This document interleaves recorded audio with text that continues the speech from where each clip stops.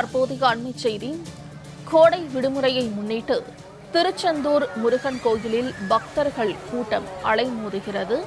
4 மணி நேரம் காத்திருந்து பக்தர்கள் சுவாமி தரிசனம் செய்து வருகின்றனர். திருச்செந்தூர் கடலிலும் நாழி கிணற்றிலும் புனித நீராடி ஆயிரக்கணக்கான பக்தர்கள் தரிசனம் செய்து வருகின்றனர்.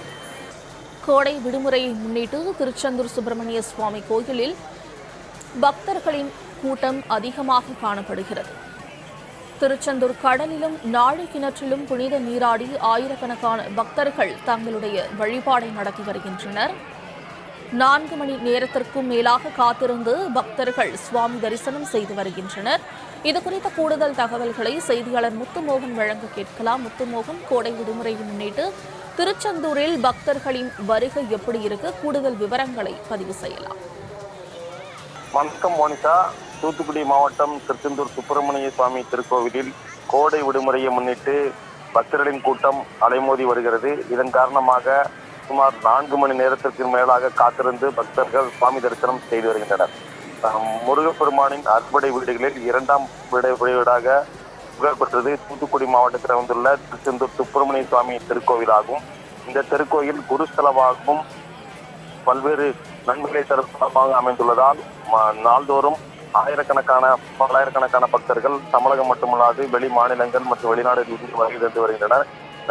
இந்த நிலையில் தற்போது கோடை விடுமுறை மற்றும் விடுமுறை தினம் என்பதாலும் ஞாயிற்றுக்கிழமை என்பதாலும் மேலும் விசாக திருவிழா வரவுள்ள நிலையில் ஏராளமான பக்தர்கள் பாத யாத்திரையாகவும் பல்வேறு பகுதியிலிருந்து வருகின்றனர். இதன் காரணமாக தமிழகத்தின் பல்வேறு பகுதியிலிருந்து ஏராளமான பக்தர்கள் இன்று முருகப்பெருமானை தரிசிக்கிறதுக்காக குவிந்து வருகின்றனர். இதன் காரணமாக கடலில் புனித நீராடி பின்னர் நாளிகத்தின் புனித நீராடி கோவிலின் நீண்ட வரிசையில் நின்று சுவாமி தரிசனம் செய்து வருகின்றனர். இதனால் பொது தரிசனம், 100 ரூபாய் கட்டண தரிசனம் மற்றும் மூத்த குடிமக்களுக்கான சிறப்பு தரிசனம் வருகிறது. பக்தர்களின் கூட்டம் அலைமோதி காணப்படுகிறது.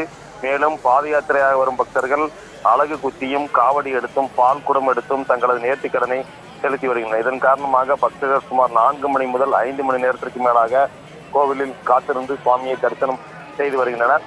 கோவிலில் பக்தர்கள் கூட்டம் அலைமோதுவதை முன்னிட்டு காவல்துறையினர் பாதுகாப்பு பணியில் ஈடுபட்டு வருகின்றனர். மேலும் ஆலய வளாகத்தில் சுகாதார பணிகளை மேம்படுத்த வேண்டும். மேலும் கடல் பகுதியில் பக்தர்கள் குளிக்கும் போது ஏற்படும் காயத்திற்கு உடனடியாக சிகிச்சை அளிக்க உரிய நடவடிக்கை அரசு எடுக்க வேண்டும் என்பது பக்தர்களின் கோரிக்கையாக உள்ளது. மோனிகா. முத்துமோகன், தகவல்களை பதிவு செய்தமைக்கு நன்றி.